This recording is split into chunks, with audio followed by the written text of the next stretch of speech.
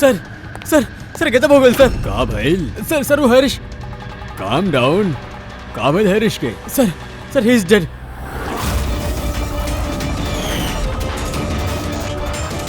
What? हाँ सर, अभी कुछ लोगन के ओकर लाश मिलल हा प्रीतम road Pay. Oh my God, कैसे भइली सब? सर अब तो कुछ पता नहीं के चलल। हमरा कहला पे वो यहाँ पे आयल रहे, हमार गारंटी रहे ओकर सुरक्षा के। सीआईडी कहाँ बा? कहाँ बारे एसीपी प्रद्युमन? सर कोनो सीआईडी ऑफिसर के फोन ना लगा था सर, और वो लोगन के गाड़ी भी गायब बा। जॉन सर के उहे अपन गाड़ी में बैठा के लेके गए। वो लोग जिम्मेदार रहे जॉन की सेफ्टी खातिर। देश और कानून के साथ में ऐसी गद्दारी कैसे कर सकेले सीआईडी टीम? सर हमके तो खुद यकीन नहीं हो रहा। एसीपी प्रद्युमन अपन उसूल के इतना पक्का हा, तो फिर इतना बड़ा जुर्म कैसे कैले सु? सीबीआई के खबर करा, हमके भी अपन सीनियर्स के जवाब देवे के हा। सब सीआईडी ऑफिसर जल्द से जल्द गिरफ्तार होके के चाहिए और उन लोगों के साथ सख्त से सख्त कार्रवाई होवे के चाहिए।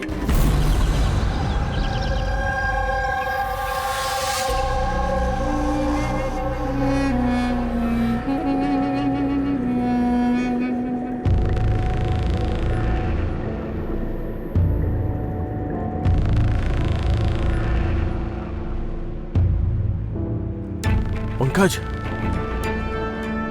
पंकज, पंकज सर,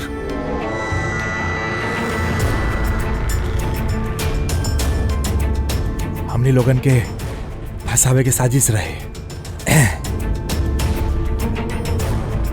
गन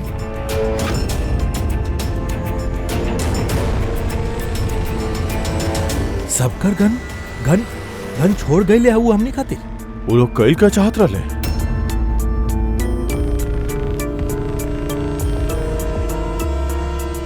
फोन नहीं चल रहा, तनी देखा ना सर, नेटवर्क नहीं है। ई जरूर नेटवर्क जाम कैले बा। आई गैंग वाला अभी भी नजर रखले बड़े हमनी बा। ये सब ओकरे करल धरल सर। ओ 2045 वाला अभिजीत हमार हम शकल। सब बकवास रहे, हमके पहले से ही शक रहे ओकरा पे। 2045 से आइल अभिजीत। सॉरी सर, हमके इमोशनल नहीं के होके के चाहत रहे सर। ठीक बा, भाग के जाई भी कहाँ, देखा था नहीं सर। हाँ, सालुम के साहब अकेला बाड़े ओकरे साथ। Oh my God.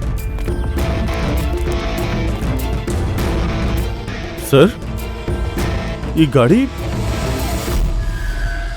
यहाँ कैसे? हम तो इजा पार कर ले रहे।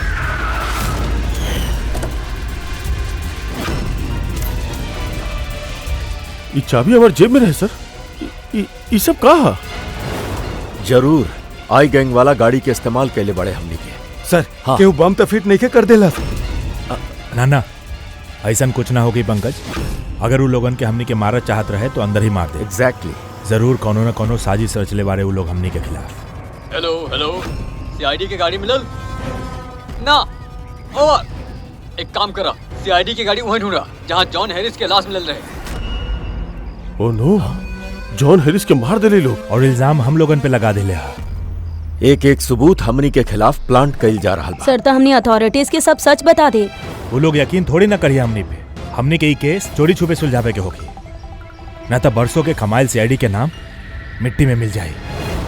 हाँ, बाकी केहू के तो वापस जाए के पड़ी ब्यूरो में, ना था सब करा के लागी कि हम लोग भाग गइल बानी, छिप गइल बानी कहीं पे। ना, एगो काम करा, दया और तू लोग जाके सुराग ढूंढा, सबूत ढूंढा, कुछ भी करा, बाकी हमनी के कुछ न कुछ तब मिले के ही चाहिए।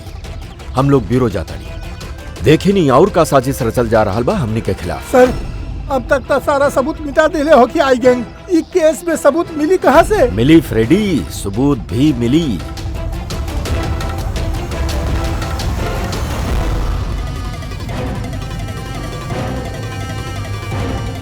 इबाना हमनी के हर गाड़ी में जीपीएस ट्रैकर लगल रहेला। बाकी एकरा बारे में आई गैंग वालन के कुछ नहीं के पता। एकरा से हमके पता चली कि हमनी की गाड़ी लेके वो लोग कहाँ गए रहे। अभिजीत चेक करा, पूरा के पूरा रूट छान मारा। हाँ सर, हम चलत हन। ठीक बा सर, अगर हो सके तो वहां से अपडेट करत रहिए। हाँ पंकज,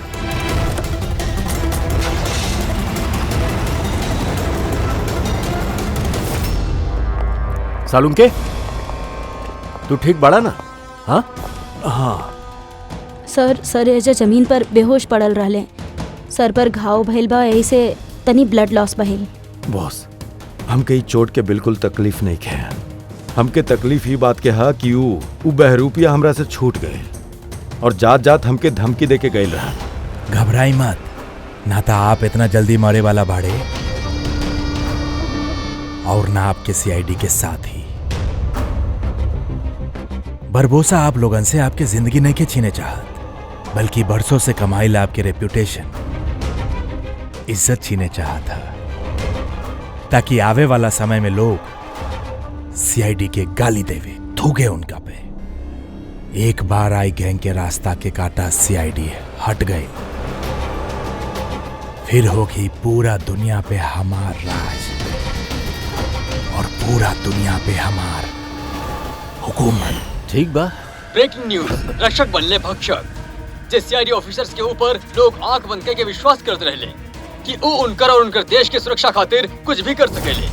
आज वही सीआईडी ऑफिसर्स कैले बारे देश के साथ विश्वासघात। जी हाँ, लंदन से आयल बिजनेसमैन जॉन हैरिस के मर्डर करके भइले फरार। एसीपी प्रद्युम्न के साथ साथ सब सीआईडी ऑफिसर्स के खिलाफ गिरफ्तारी के वारंट इशू कर दिया गई बा। बाकी अभी तक उनकर कुछ पता नहीं चला। Hands up.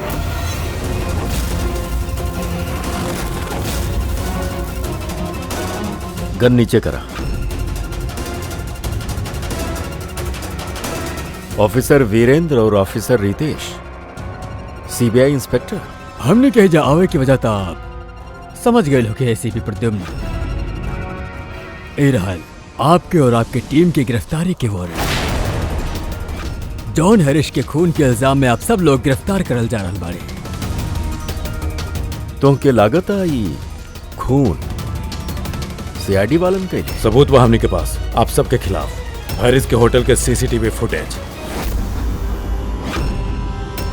ये मुजरिम बाड़े मुजरिम, और ये सारा नाटक ये मुजरिम ही कर रहा बाड़े। एक कार तो आपके बाना, फिर ये लोगन के हाथ कैसे लगा? सीसीटीवी फुटेज में साफ दिख रहा बा कि तू, पूर्वी और दया जॉन हैरिस के सीआईडी के गाड़ी में लेके जा रहल बड़ा। हम सब तो फैक्ट्री में बंद रहलिंग हुआ। फैक्ट्री में वो लोग बम बना के रखले बाड़े। एक बार बम बाहर निकल गए तो लाखन लोग मरी।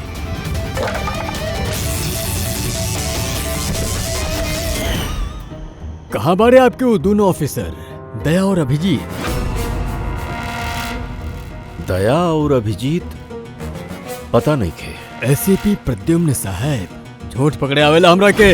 तो उम्मीद बा कि केस में सच का और झूठ का पकड़ पैबा। बाकी एगो बात कहा था नहीं, इस सब कुछ जे हो रहा बा ना, उई आई गैंग कर रहा बा। आई गैंग कहानी अच्छी बा। इस सच बा, कहानी नहीं खे। कहाँ वो फैक्ट्री? शहर के बाहर। इन पर नजर रखिया कि वो बाहर ना जाए के पावे। और हाँ, इनमें से कोई भी मोबाइल या लैंडलाइन यूज ना कर पावे। दया और अभिजीत के फोन आए, देन कॉल देम हियर। और फ्रेडी, तू हमने के साथ चला।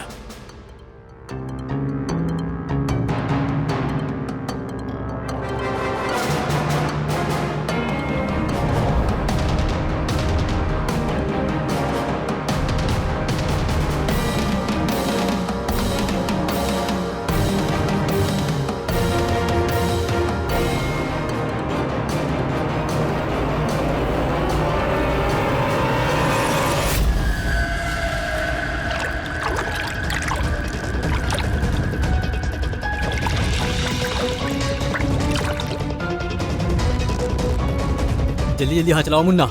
विलास भाई आवत हुई हैं, सब कुछ जला के खाक कर दा। कौनो सबूत बचे के ना चाहिए, इतना सा भी ना, कुछ भी ना बची। अबे का कराला, जल्दी करा ना। अरे कराल बानी ना।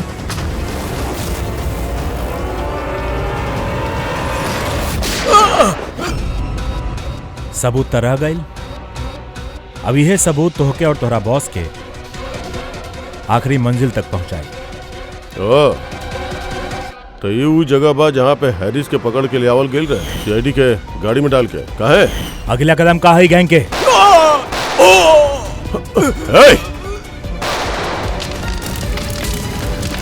अभिजीत,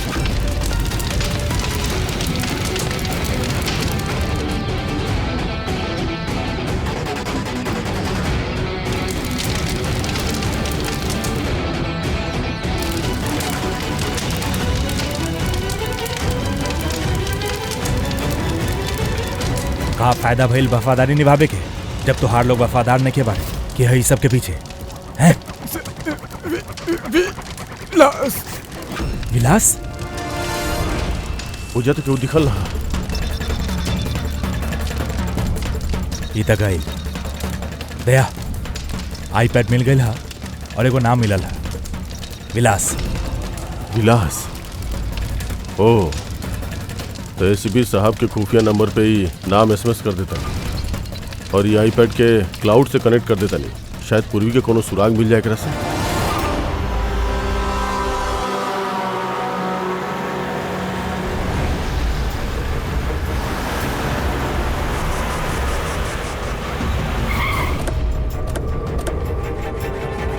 आई एजे पे रहे।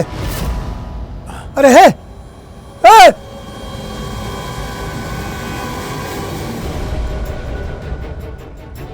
का यहाँ तो कुछ नहीं कहे। अरे ऐसा कैसे हो सकेला? ऐसा रहा सब कुछ। वो कैरेट्स, छोट खिलाने वाला गाड़ी, वो टीवी सेट, सब बेवजह कहाँ वक्त चल बर्बाद गई? करके हमने के गुमराह मत करा, समझला? हम सच कहता नहीं, हमरा पे यकीन करी। और सर ई फर्श पे ना ग्रिड रखल रहल, जोना का वजह से हमनी के शौक लागल। अच्छा, यहाँ ग्रिड रखल रहल, यहाँ तो कुछ भी नहीं दिखाई दे रहल। सीमेंट और पत्थर के फर्श बा खाली। कहाँ बा सब कुछ? आई गैंग वाले बहुत शातिर वाले सर, हमनी के आवे से पहले सब सबूत मिटा दहले वो लोग। अच्छा, इतना जल्दी सबूत भी गायब? सीआईडी से भी तेज बाई आई गैंग। देखा अफसर, तुहार कहानी बेमतलब हा, भरोसा के लायक नहीं खे। तू लोगन के यही हरकत से सीआईडी खतरा में आ चुकल हा।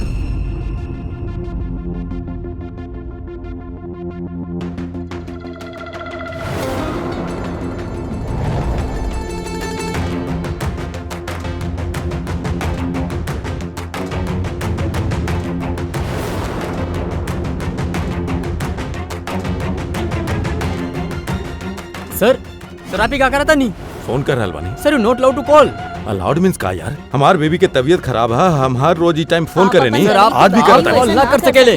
तू कैसे रोक सकेला आप हमरा कॉल के? ना कर सकेले सर। अरे बात फैमिली के अरे बात बात तो समझी कम तू से कम कैसे सर। रोक सकेला हमरा के? ऐसे कोनो बात फैमिली नहीं के सर। बात सुना। अरे लेकिन वो ऐसे कैसे बात कर सकते हैं? दया जॉन हैरिस के सब रिकॉर्ड हमार फोन पे ट्रांसफर करेगा। उसे विलास नाम के पता है। वो विलास के बारे में तो पूरा जानकारी ऐसे है। ना करे ना, चाहिए आप बिल्कुल लोगों ना। को। आप कॉल ना कर सकेले मतलब ना कर सकेले सर। फैमिली से बात नहीं कर सारिका, सकते, क्या करता रे? सालुम के शांत हो जाए। वो अपन ड्यूटी कर रहा बाड़े, उनके करे था ना अपन ड्यूटी। बाद में फोन करा, रख दा।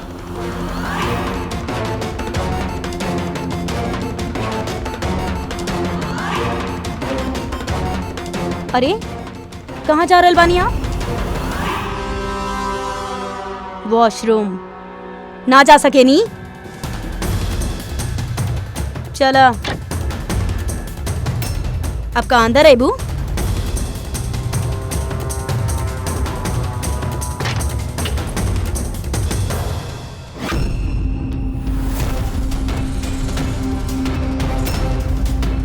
पासवर्ड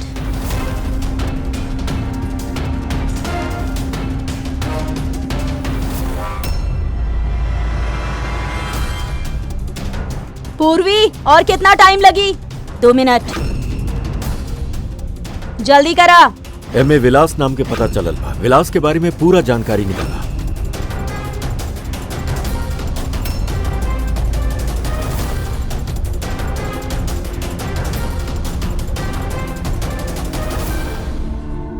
अभिजीत सर के बतावता नहीं। हाँ पूर्वी। सर जॉन हैरिस के आईपैड से पता चल कि वो सारा ड्रोन कंट्रोल कर सकेला और क्लेस कंपनी के प्रॉपर्टी पे शायद कुछ होके वाला बा। बाकी जॉन हैरिस तो यहाँ पे एगो नया डिलीवरी सिस्टम लॉन्च करे आयल रहे ना? हाँ सर सारा ड्रोन आई गैंग के काबू में बा। ओकरा मनमर्जी से ऑपरेट कर सकेला। ठीक है, क्लेस के हेडक्वार्टर जाए के होगी, जहाँ से सारा ड्रोन लॉन्च होके वाला है। पूर्वी, केकरा से बात कर रहल बाड़ू तू? दरवाजा खोला, दरवाजा खोला पूर्वी, दरवाजा खोला पूर्वी, दरवाजा खोला पूर्वी। केकरा से बात करत रहलू तू? केहू से ना। तू सीआईडी वाला लोग ना? भरोसा के लायक ही नहीं खा। चला।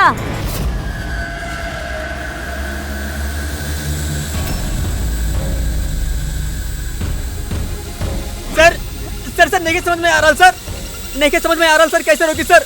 सर सबके सब ड्रोन अपने आप ही उड़ रहा सर। सर सारा ड्रोन अपने आप ही उड़ रहा सर। आई और क्या हो सकेला? वे हो कि आई गैंग इतना सब ड्रोन के साथ ही लोग करे का बाला हमारे।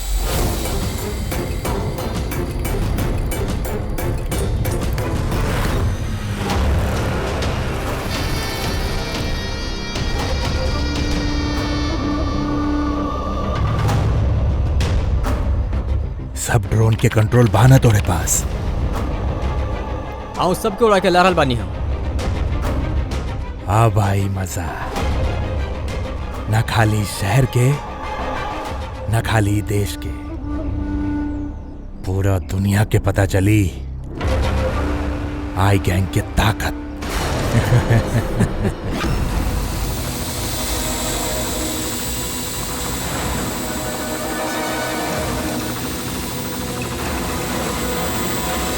आओ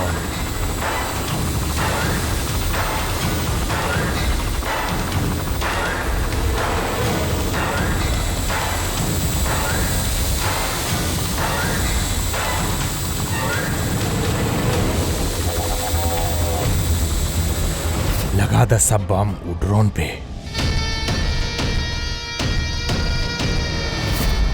एकदम तू हमने से झूठ बोल रहे, फैक्ट्री में कुछ ना रहा।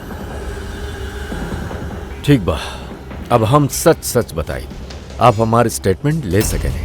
स्टेटमेंट? ये का कह रहे बानी सर आप? पंकज, अगर फांसी से बचे के बाद तो स्टेटमेंट देवे के ही। हमने पूरा कोशिश करब के सीआईडी के लोगन के कम से कम सजा हो। Thank you. लेकिन ये सब कैला का है? विलास, विलास के कहला पे है।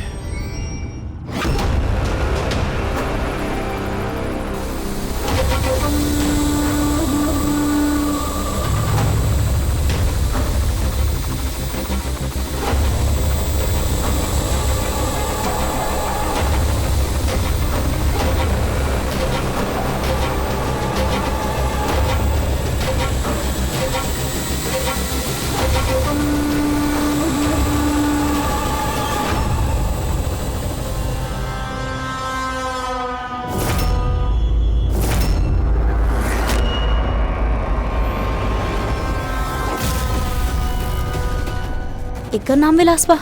What nonsense!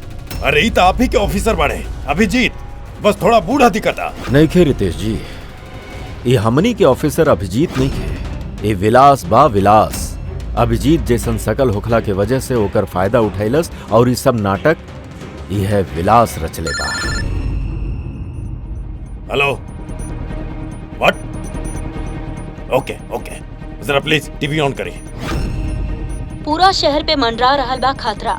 जी हाँ, ए बार आतंकी हमला प्लान कैले बा आई गैंग, जे ना त कबो के वो देख ले बा और ना ही सुन ले बा। ड्रोन के इस्तेमाल कइल जा रहल बा घातक बॉम्ब ब्लास्ट खातिर। RDX से भरल ड्रोन शहर के ज्यादातर इलाका में मंडरा रहल बाड़े। CID ब्यूरो के ऊपर भी एक ड्रोन उड़त दिखाई देल गइल बा।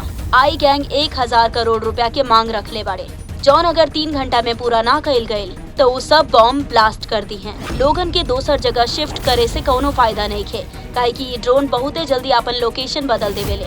अब देखे के ई बा आई गैंग की मांग पूरा कइल जाला या फिर एकर कीमत करोड़न मासूम लोगन के चुकावे के पड़ी। ओह माय गॉड, ये ड्रोन के शूट करके डिस्ट्रॉय ना कर सकेले? ना सर, रिस्क बा।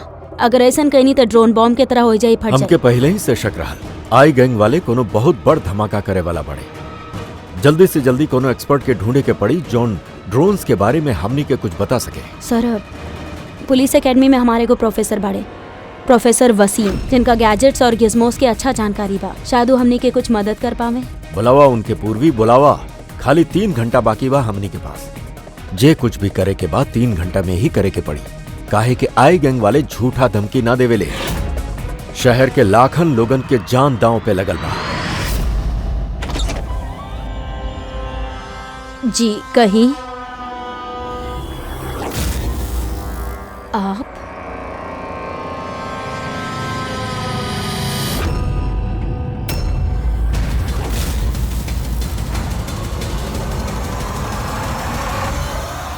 आप तो आप चक्कर खा गए नहीं ना भाभी जी?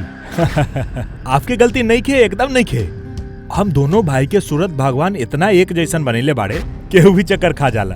भाई हाँ, विलास भैया के लाडला छोट सा प्यारा सा भाई बानी हम। बाकी हमके पूरा यकीन है भैया हमरा बारे में एकदम ना बतैले हुई है। हाँ, अगर आप उनकर भाई बानी तो ऊ कबो बतैले काहे ना? बताइते भी कैसे, सारा गलती हमार है। अब हम का बताई भाभी जी आपके, बचपन में अपन हाथ से खाना खिलावत रहे हमरा के। बाकी देखी ना हमहू कितना नालायक निकल ली। माई बाबूजी के गुजरला के बाद हम भैया से प्रॉपर्टी खातिर बहुत लड़े झगड़े लागल हनी, बहुत दुख देले बानी हम उनके। फिर हम विदेश चल गए नहीं। ओकरे बाद तक कमाले हो गई भाभी जी, कमाल हो गई। पूछी कैसे? कैसे? परसों रात भैया सपना में आयल रहे हमार, चीख चीख के कहत रहले गुड्डू घर वापस आ जा, गुड्डू घर वापस आ जा। गुड्डू? गुड्डू हम हमार बचपन के नाम गुड्डू है। हमार नाम गुड्डू, भैया के नाम टप्पू। गुड्डू टप्पू, टप्पू गुड्डू। टप्पू? ऊ तो कबो ऐसन कुछ ना बतैले। भैया बहुत कुछ ना बतैले हम लोगन के बारे में। बानी कहाँ भैया? ऊ तो शहर से बाहर गए बाड़े कोनो काम से। अच्छा, तो उनके के फोन लगाई ना भाभी जी। आप? ई भाई नहीं खे, हमार दोस्त बा। माफ करिए, हम अपन परिचय ना देने आपके। हम अभिजीत के दोस्त बनी। सुभजीत। सुभजीत? हाँ, सुभजीत। सुभजीत हमने बहुत पुराना दोस्त बनी। वो कहले रहले तबे कॉल करी है जब कोनो इमरजेंसी होखे। हाँ, ऐसे बड़ इमरजेंसी का हो सकेले? उनकर वर्षों से बिछड़ल भाई वापस आ गइल बा और ये इमरजेंसी नहीं खे। बताई ना भाभी जी, उनके बताई ना, बहुत खुश हुई है भैया। प्लीज प्लीज फोन लगाई ना जी, लगाई प्लीज।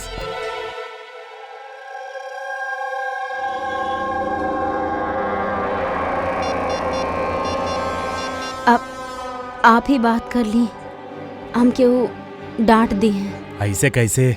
आपके देवर बानी हम, ऐसे थोड़े ना डांटे दे हम उनके। हम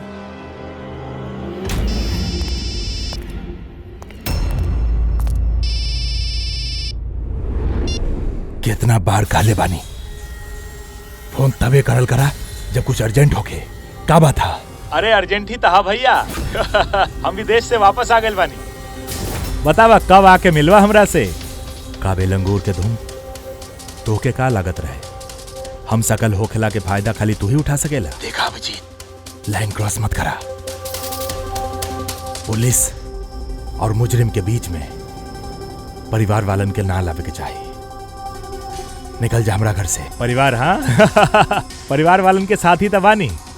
बहुत चिंता हो रहा परिवार के। ये देश हमार घर है और हर देशवासी हमार परिवार। सीआईडी ब्यूरो के ऊपर वो बम वाला ड्रोन उड़ा रहा बारा ना तू। तुहार बीबी और बच्चा दोनों सीआईडी ब्यूरो में बाड़े। पहला बम उन्हें फोड़िया। हाँ खबरदार, खबरदार उनके कुछ भइलता ए चिल्ला मत, ना तो बीपी बढ़ जाए और सच में 2045 में पहुंच जाइबा तू, समझला? ऊपर के टिकट कटवा के। कहा चाहता रहा? सर, अगर हमनी गन से वो ड्रोन पर शूट करल जाए तो बॉम्ब फटी तो नहीं खे? पंकज जी कोनो मामूली गन नहीं खे, ये ड्रोन गन हा और एकरा इस्तेमाल से दुश्मन के ड्रोन्स के यहाँ वहाँ भटका सकेनी, उनकर सिग्नल जाम करके। मतलब ड्रोन और पायलट जे उनके बीच के कनेक्शन बा, एक गन ओके तोड़ सकेले। एग्जैक्टली एसीपी साहब। और फिर हमने अपन ड्रोन्स के आसानी से कहीं पे उतार सकेनी। तो अब कितना टाइम लगी? ले सेट हो गई। अब एक इस्तेमाल करके हमने ड्रोन के आसानी से नीचे उतार सकेंगे। बहुत गुस्सा आ रहा हमरा साथ हाथापाई करे के भी मन करल ना, बाकी जोश से नहीं खे, होश से काम लो अभिजीत।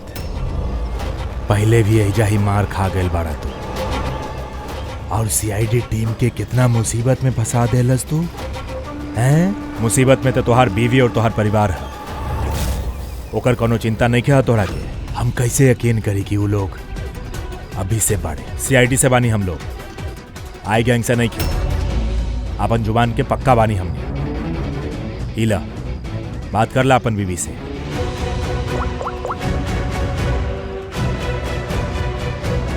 हाँ सुधा, ठीक बाड़ा तू? और मोहित? ना, ऐसे ही पूछ रहल बानी। वो तुहार कमर में दर्द रहल ना, दवाई लेलस? हाँ, वो अभिजीत मिलल हमरा से, हाथ में ही बा। शायद कोनो काम खातिर हमनी शहर से बाहर जाए, त रात में घर नहीं के आ पाई। ना ना, तू चिंता मत करा, हम खाना खा ले अब। हाँ, ध्यान रखिए।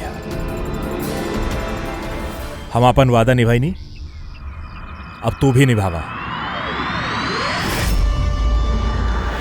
अब तक हमार सारा रिकॉर्ड चेक कर ले होकबा तू लोग। एगो छोट से मुजरिम रहनी है, छोट मोट चोरी, हेरा फेरी, एकर टोपी ओकरे सर पहनावल, यही सब करत रहनी है।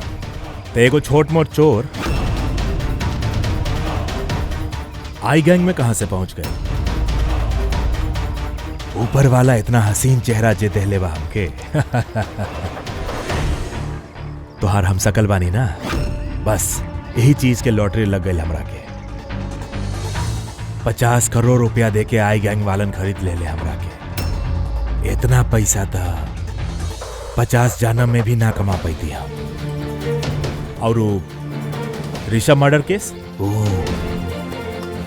वो सब आई गैंग के प्लानिंग था। सुपरमार्केट में वो जवन सीसीटीवी फुटेज रहा,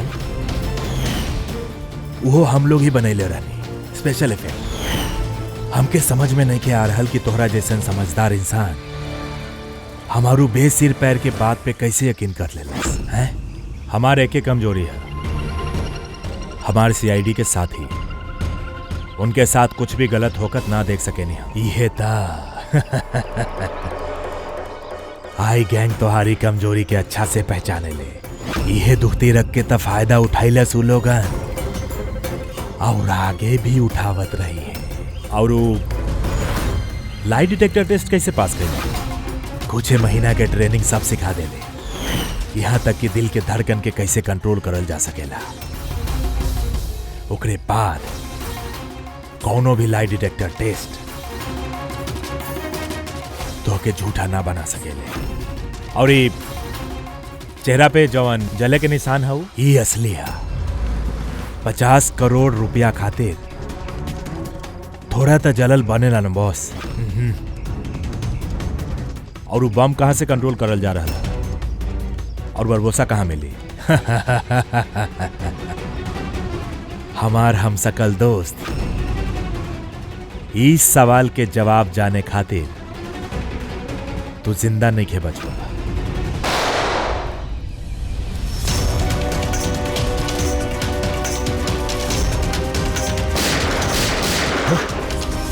चुप जा, पीछे पीछे।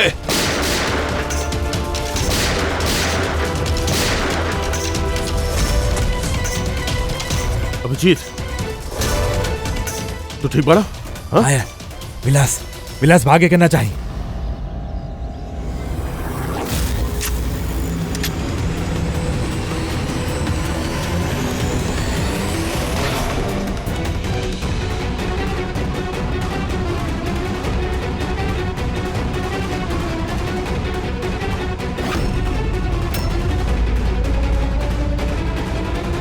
ये ड्रोन जमीन पे लैंड काहे ना हो रहल? निशाना तो एकदम सही रहल पंकज के।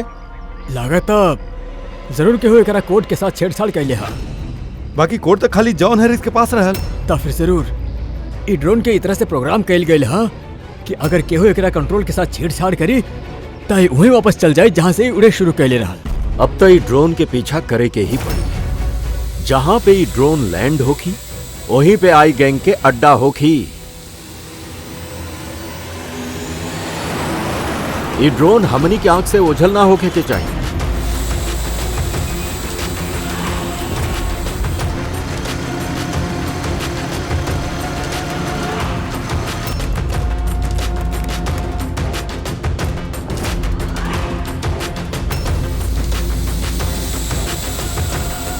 सर, वो देखी, वो ड्रोन लैंड कर रहल बा।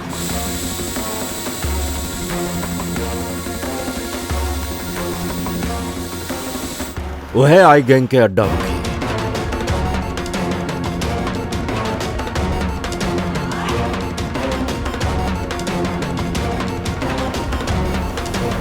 ओ नो, का भइल? कोनो प्रॉब्लम बा का? ये ड्रोन यहाँ पे वापस कैसे आ पहुंचल? जरूर हमनी के ड्रोन के साथ केहू छेड़छाड़ कइले सा। एक के पता करा केकरा काम भाई।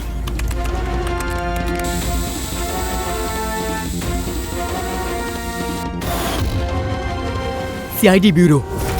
एकर मतलब ये भइल सीआईडी वाले हमनी के ड्रोन बेकार कर दिले। वो लोग कभी भी यहाँ पर आ सकेले।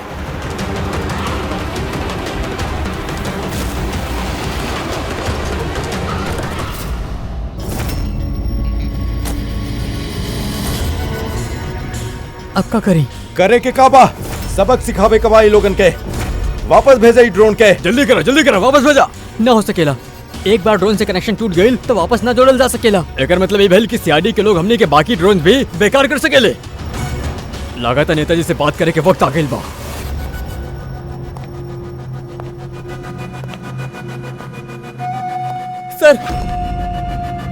सर आई गैंग के फोन हा। हेलो हेलो, हाँ हेलो के वक्त खत्म हो चुकल बा नेताजी।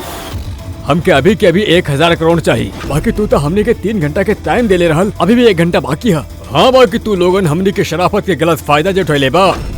अभी के अभी हमारे अकाउंट में पैसा ट्रांसफर करा, वरना इतना धमाका होगी कि तुहार शहर धुआं धुआं हो जाए। ये देश के पैसा हा, हमरा देश के लोगन के पैसा हा। ऐसे ही हम ना दे सकेनी। का बेकार के बात कर रहा नेताजी? जब देश में लोग ही ना बचे हैं तब पैसा कौन काम के? पैसा अभी के भी ट्रांसफर हो जाए के चाहे नाता हमने के दिवाली के धमाका सुनिया। हम खाली 10 तक गिनब।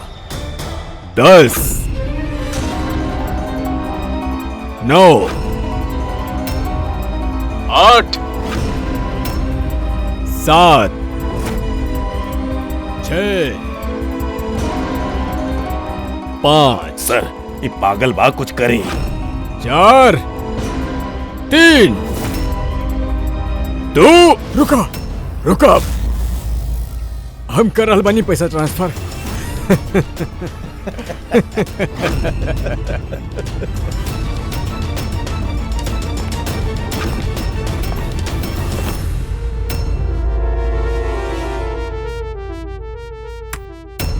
भागा, सीआईडी वाला आ गइले। सीआईडी?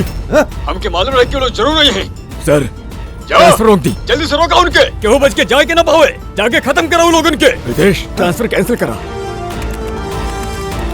ओह थैंक गॉड, प्रतिबंध समय पर पहुंच गई। सर डन।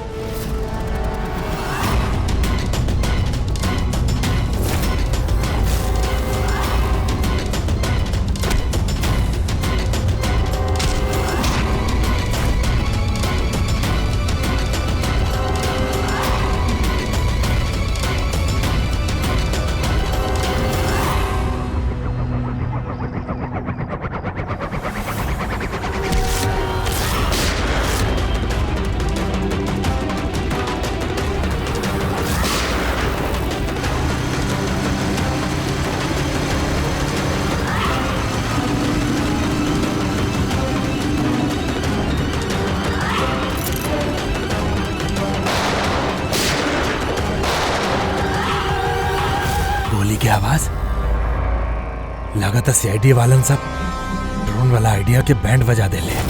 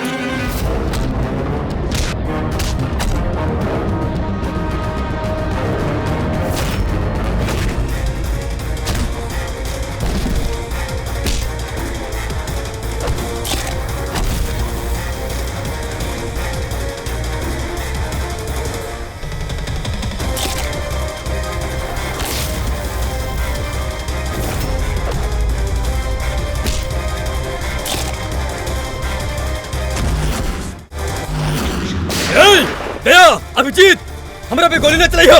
अगर हम मर गए तो तू लोग भी ना बचवा। रिमोट बाय कैमरा पास। ई फटी बम, सब कर खेल खत्म।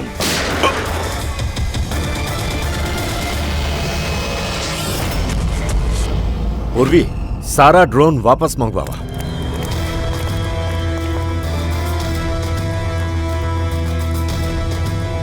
पंकज, संभाल के।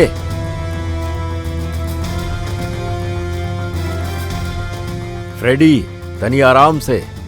हाँ सर।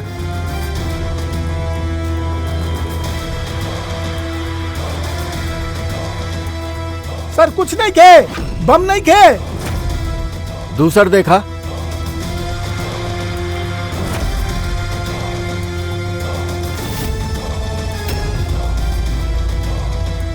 पत्थर। बाकी बॉक्स भी देखा? संभल के, संभल के। हो सकेला एक बॉक्स में भी बम होके।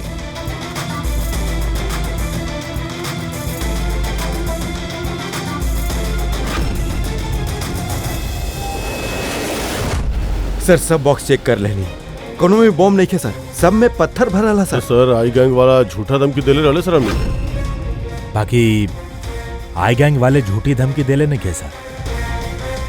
कुछ तो बाव जवन हमनी मिस करत है। वह था। फ्रेडी, एगो काम करा, ई डमी एसीपी के बॉडी के अच्छा तरह से चेक करा।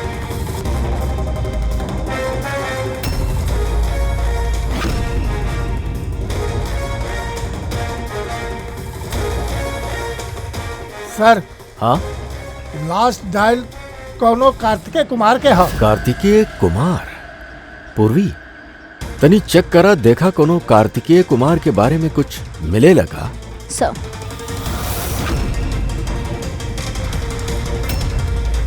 सर Kartikeya Kumar rapid courier company के सीईओ बा। Rapid courier company? कहीं रैपिड कुरियर कंपनी के क्लेज कंपनी से कोनो कनेक्शन तो नहीं है? हाँ सर, क्लेस कंपनी कस्टमर के जौन भी पार्सल भिजवावे ले वही रैपिड कुरियर कंपनी वाला ही डिलीवर करेले। ईला, ई है पूरा चक्कर।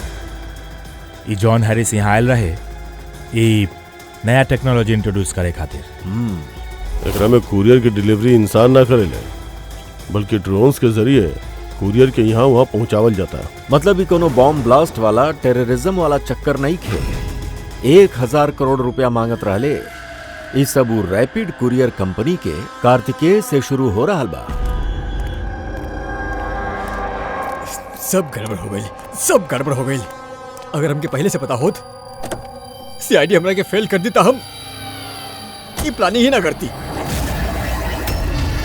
तब तो हमरा कोनो काम के नहीं है। और तू भी।